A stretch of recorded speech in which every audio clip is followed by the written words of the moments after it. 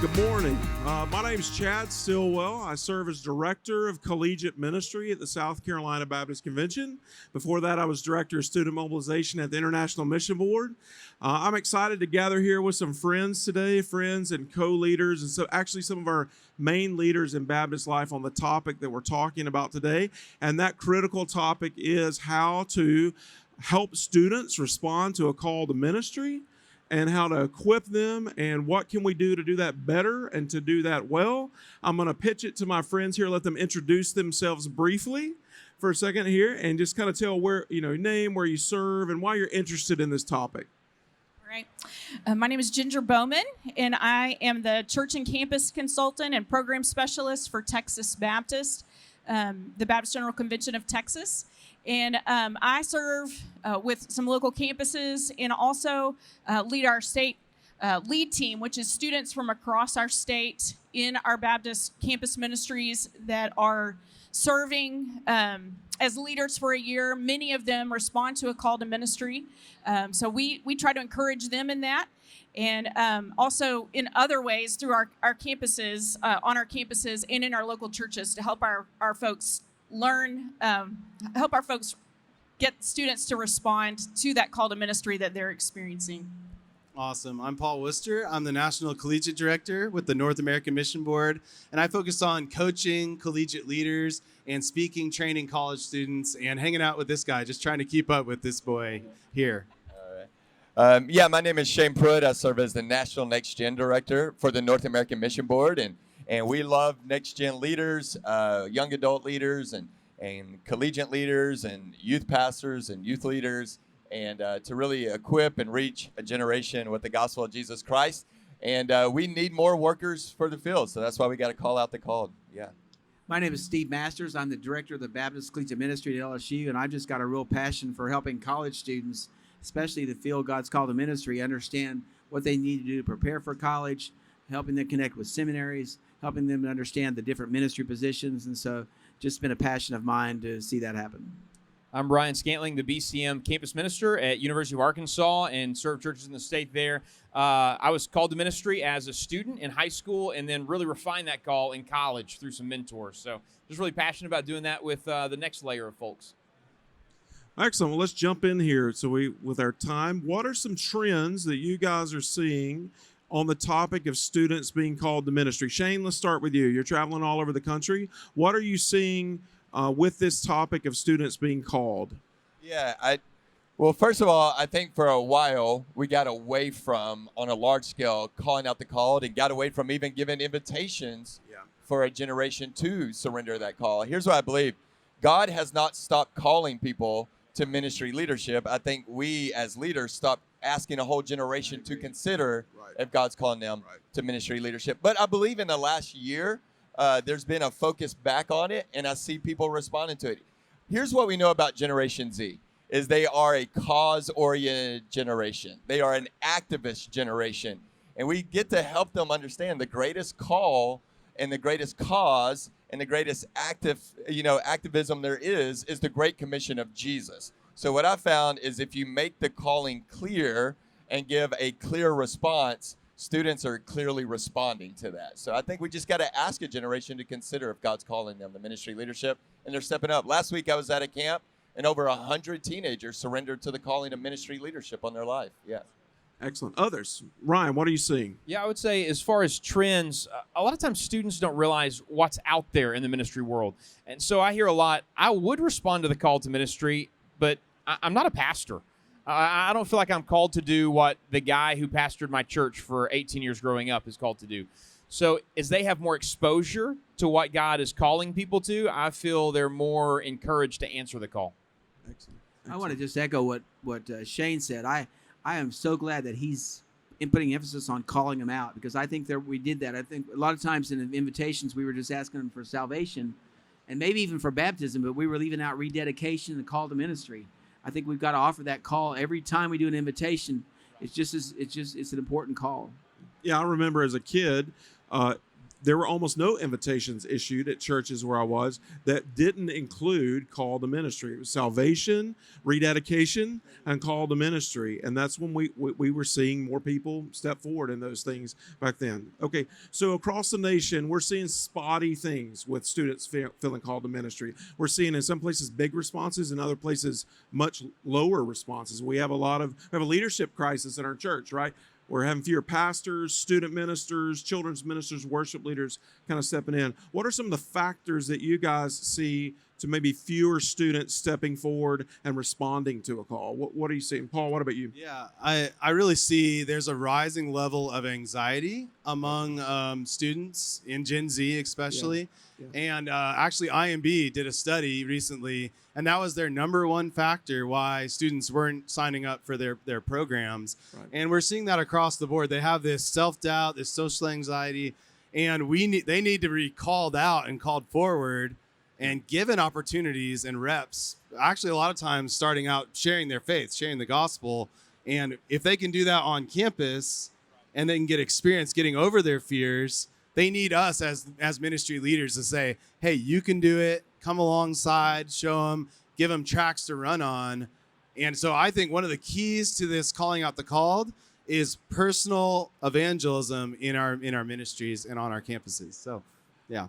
Yeah, excellent. Ginger, what are you seeing? Well, I was just going to say, I think number one, for the harvest, from the harvest for the harvest is what we talk about a lot in our state. We do want to share the gospel and help students. It just be normal, right? That you become a disciple maker, and you become somebody who is ready to go on mission for the sake of Christ, no matter what that means.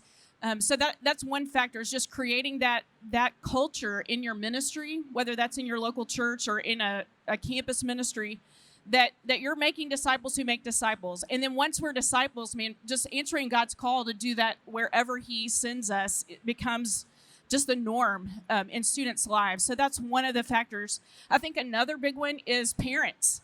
In our youth and even in our college age, we have a generation of parents who they're concerned about what's going to happen to their kids. They want to keep them safe. They're dealing with anxiety themselves.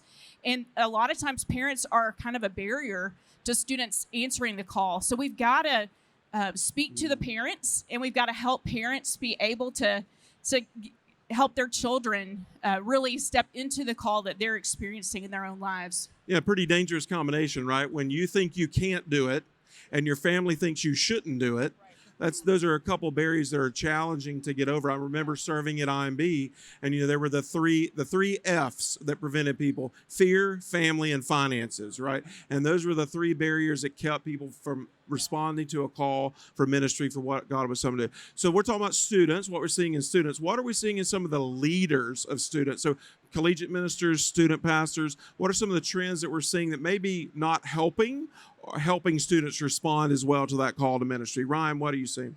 I would say oftentimes a leader was not mentored well in his call to ministry or her call to ministry. Right. And so we don't know how to turn around and mentor folks well in their call to ministry. One of the things that fascinates me about university recruiting tactics is they always mention the student to faculty ratio. Even still, the University of Arkansas student to faculty ratio is not great. It's like 1 to 26. But they still tout it because every student wants to be invested in by someone who's knowledgeable in their field. And so a lot of us as leaders have just not been trained well to mentor folks called to ministry. Right. And when that lacks, there's a lot of lack of clarity for a student called to ministry. Excellent. One thing I would add is a lot of times ministry leaders aren't the healthiest themselves. Right. And oftentimes if we're not thriving as ministry leaders locally, the students see that and they're like, oh, I don't want to do that. And so we have to make sure that we're healthy spiritually, emotionally, and really prioritizing those things. Right. It's hard to step forward into something that you're watching someone burning out. Right. I don't want to do that. Yeah. One thing I would add, Chad, too, is I think in echoing what has already been said is, in addition to that, is I think as leaders we need to be very careful how we talk about ministry, how we talk about the church, how we talk about other ministry leaders. I think we know that Gen Z and Alpha generation coming up, they value transparency, authenticity. So yeah, we want to be honest and transparent about our own struggles, our own fears. But sometimes we complain so much about how awful ministry is or how awful other ministries are. And then young people hear that and they go, oh, I don't want to be a part of that.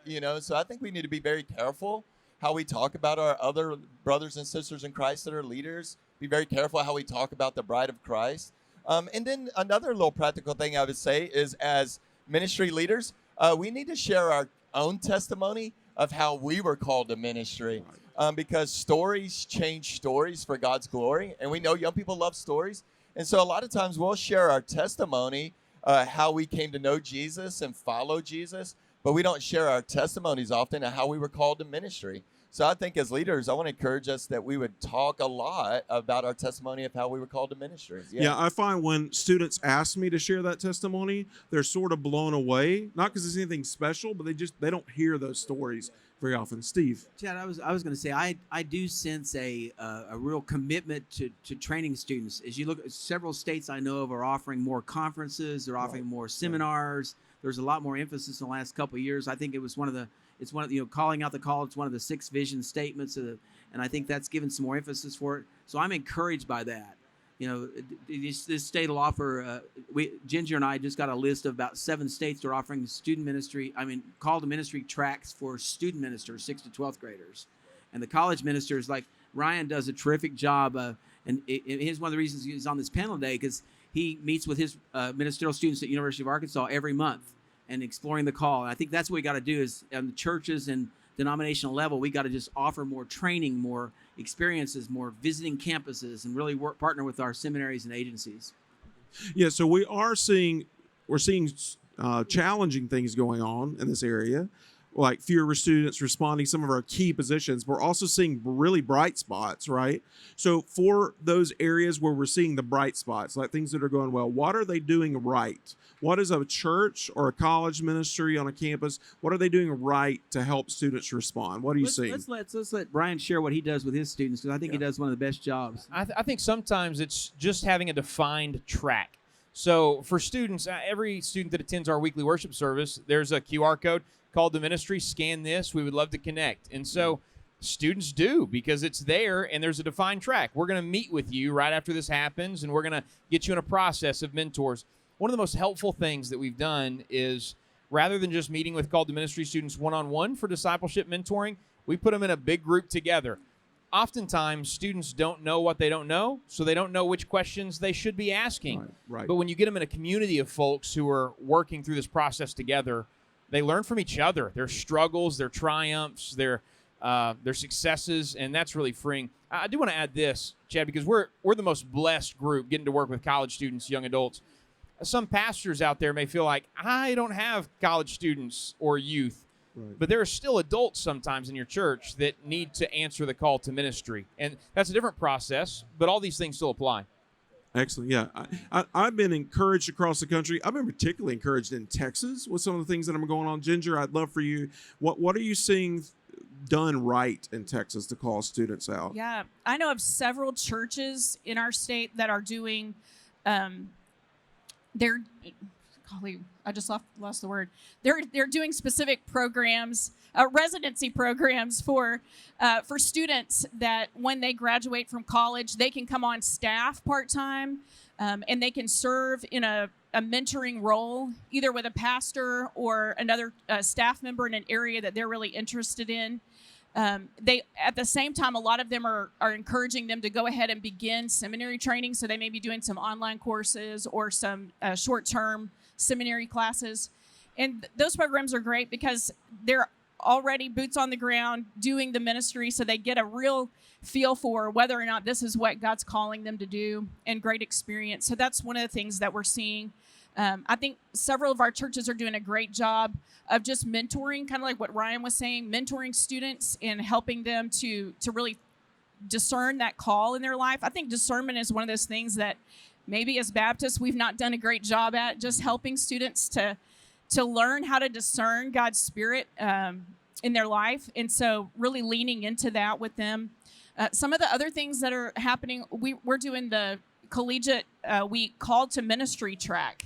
And just having the opportunity for students. Last year, we were totally blown away. The room was full of students who said, we're exploring this in our life. And many of them are in a lot of different places with that. They were just beginning that exploration, and others were further along. But it's so encouraging to really hear students say, man, this is what I feel like God's calling me to do, and to get to walk with them through that. So, yeah, as we sit here at the SBC and I look out at the group, kind of watching this panel discussion, I even see one of the executive pastors from our state here, whose church does an incredible job at this. And one of the things that they do is they're doing a preaching lab for their students, where they're teaching them to preach in their church, and they critique each other and they encourage each other. They help them work through the sermon and all those kind of things. And that, I've talked to a number of the students who've done that, and it's really broken through that barrier of, I don't think I can do this, because they've seen, hey, yeah, I actually can do it. Like, God will help me through this. People will respond. It's a possibility, right? Not an impossibility for them. Well, what are some other things that you're seeing that are doing right? What's going well? Paul, you travel a good bit. I see a trend of working on the air war, which is what Shane was talking about, is giving an invitation for a call to ministry. And then also what I would call the ground war of the personal conversations. And there's college ministries that call it a senior conversation. So every senior in college, you sit down, the leaders, the staff, sit down with that college senior and say, what are you going to do with your life? Okay, give us 2 years and we'll change the world. And so that way you can kind of give a customized vision, and maybe we call it the I see in you conversation. Basically, I see potential in ministry leadership.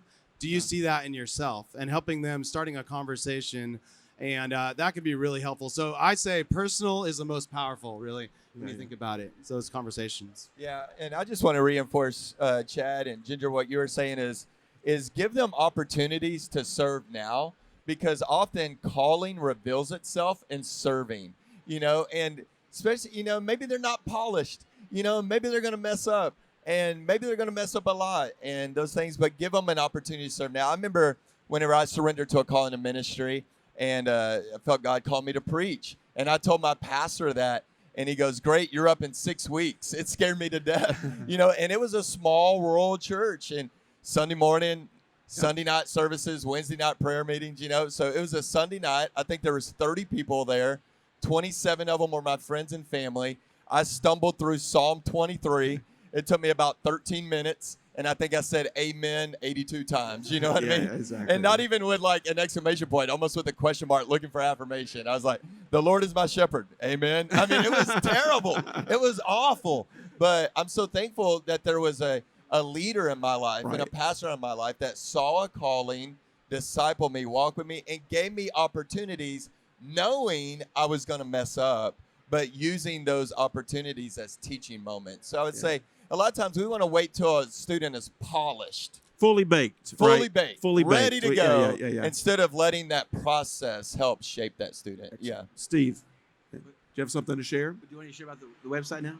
Yeah, sure. Well, yeah. So some of the things that we're doing right, that we're seeing that are going well, we're seeing a lot more resource development, right? Like we're seeing more conferences, we're seeing more residency programs, we're seeing more things. So what are some resources that y'all are seeing that they're just helpful? Because we got folks out here listening and trying to say, okay, how do I actually do this? So what are some resources, well, Steve? Before I share, I'd like Shane. Shane has written a phenomenal book on. Share about your book, Shane. Would you okay? Yeah, great. Yeah, a good friend of mine by the name of Scott Pace with Southeastern Seminary. He and I partnered with B&H and wrote a book called Calling Out the Called, Discipling Those Called to Ministry Leadership. And the book is for those who are leaders to get our focus back onto it and to help equip us as leaders. But it's also a great resource for a young person that says, hey, I feel called to ministry. What does that mean? What are some next steps? And so it's called Calling Out the Called, Discipling Those Called to Ministry Leadership. And then also we created a supplement piece to that at callingoutthecall.com. There's 10 short videos to really equip the equippers in that. And then each of those videos has a downloadable a mentoring guide that goes with it. That is a great guide to help you as you're discipling those who feel called to ministry leadership. Yeah. And Steve and them has helped create another great resource. And these are just helpful things because I know at maybe events, if we do a Calling Out the Called invitation and students respond, every single time a collegiate leader or a youth leader will go, hey, we just had 5 students respond or 10 students respond. Right. We don't know what to do with them. Right. And so just some resources to say, well, here's some first steps of what to do with them. And then Steve, share about and all the seminaries and agencies went together and sponsored a website. And if you guys want, they're out there. If you want to grab these cards, we got some on these tables here. Pam, my wife has got some more cards. The website is sbccall.com, and it helps the student understand what to do, prepare for ministry, what not to do, stay out of financial debt, be morally pure, that kind of thing. It has all kinds of ministry positions. They can network all the seminaries and agencies, all the Baptists and colleges. They can network through those. So I hope you guys will check this out. And if you want to pick up these business cards, they're out there on the tables. Yeah, excellent. Yeah, so Ginger, what do you got? What are some resources that you're seeing that are actually helpful? Because we have 47,000 plus Southern Baptist churches. Most of them are not teaming with college students, right? But there are college students there, and God is calling them. So if I'm sitting as a pastor of a church with 5 college students, but one of them says they're called to ministry, like, how do I help them? Yeah. I think the things that we already mentioned are great. A couple other things. We at the Collegiate Week Call to Ministry track, which will happen in August. That's just a great opportunity. Let me just plug Collegiate Week and Collegiate Week Call to Ministry track for any students who are interested in that, because we really do an intensive for them during those days. But one of the resources that we use during that time is the place profile. Yeah. And it's such a great tool. I think a pastor could walk through with a student to help them explore what their spiritual gifts are, what life experiences God is using in their life to discern their call for ministry and where God's calling them to minister, some things about their own personality. So that's just a great resource for them. Jeff Eorge's book, Is God Calling Me? Still a great book, and we use that a lot with students in our ministry. And let me just... BCM, Baptist Student Ministry, BSU, whatever it is in your state. Man, if you have students in your church, youth coming up, or college students, get them plugged into those ministries because there are great opportunities for them to begin to learn how to be an evangelist and a discipler on their campus. And those things just naturally help them to walk into that next phase of life in ministry. And then also, like in our state, we have campus missionary interns that once they finish college, they could go on to serve 1 year to 2 years on a local campus, giving back, but also really exploring whether God's calling them to a lifetime of service in that way. And most of our other states have some kind of an internship program as well. So just get them plugged into those things. Yeah, so, I think that we would all agree the day has passed where we just had this kind of system to get people into ministry where it's like, okay, go study this here, then go to this seminary, and when you finish, you'll be baked, right? And you'll be ready, and you'll go do ministry. We know that's not the route that Gen Z's taking. For sure, millennials didn't very well either. So we know resources are helpful. We know some of the formal training is helpful, right? But even more important than that is that personal investment from a leader into a student. So what are some ways, as folks are just kind of listening to this conversation here, what are some really practical ways that our leaders should be personally investing in students to help them get from, I think God wants me to do something with my life, to, hey, I'm a missionary, or I'm a student pastor, or I'm a college minister? I would say this, Chad, as a pastor, church leader, student minister, go ahead and have the next step decided. When a person comes up to me and says, I'm called to ministry, or they answer that invitation that you give on a Sunday morning, have the next step decided. It's, let's go through this book together, or, hey, let's audit this seminary class together. One of the incredible things that our Southern Baptist seminaries do is give folks the opportunity to audit classes. I see that oftentimes really spark an interest in the hearts and lives of people. Another thing, man, connect them to ministry in your church. Let them test out their calling. Sometimes they'll think, I'm called to student ministry. They'll hang out with students for 6 weeks, and they'll be like, I am not called to student ministry.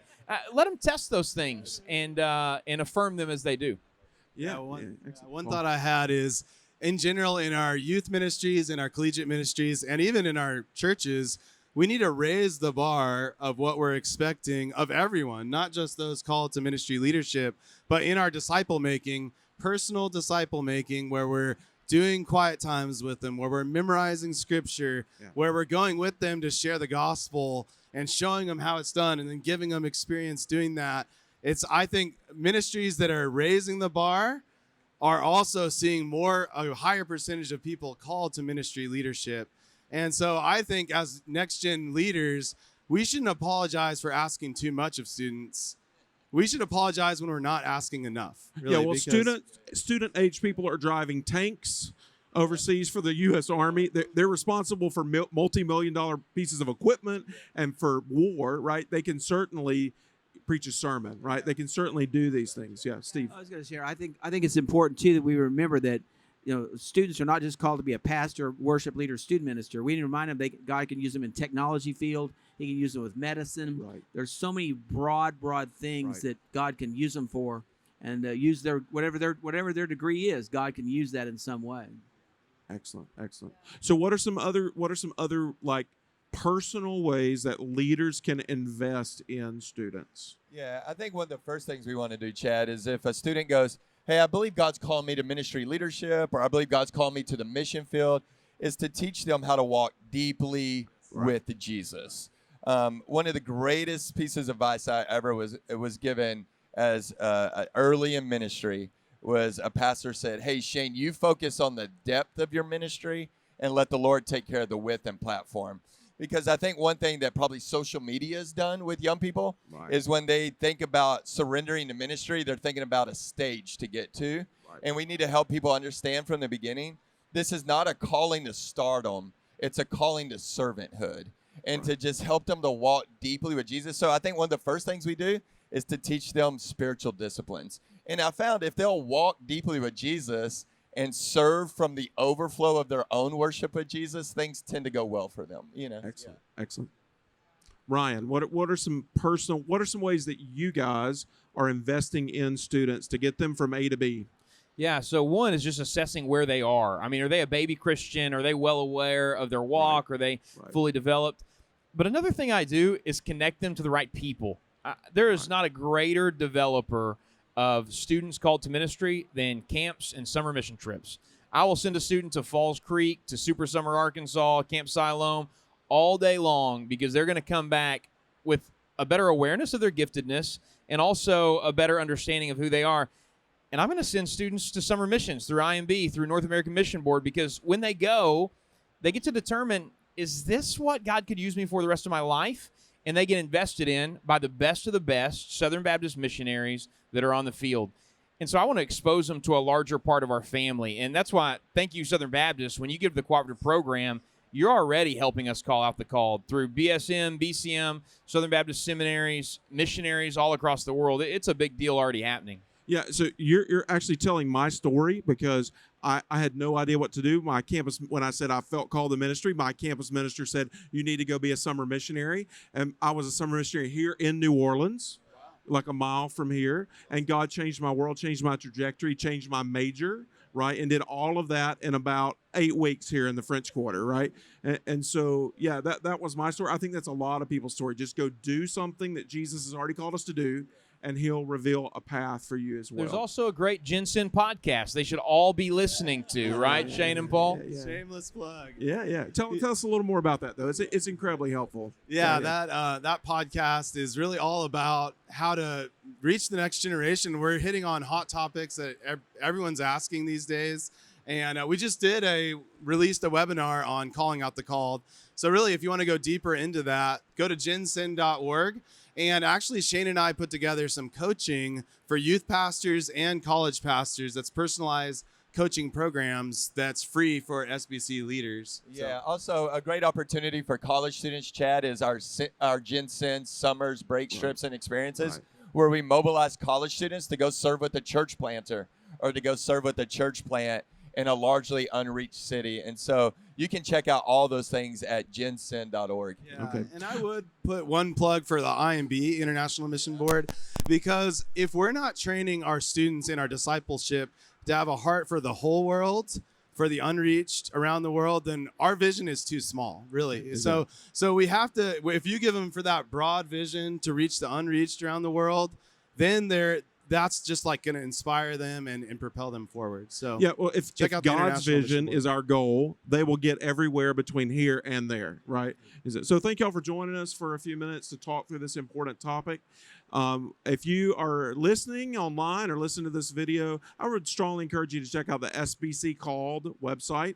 It's just a great central resource place. Thank you for your time. Thanks, guys. Good hanging out with you. Have a good day.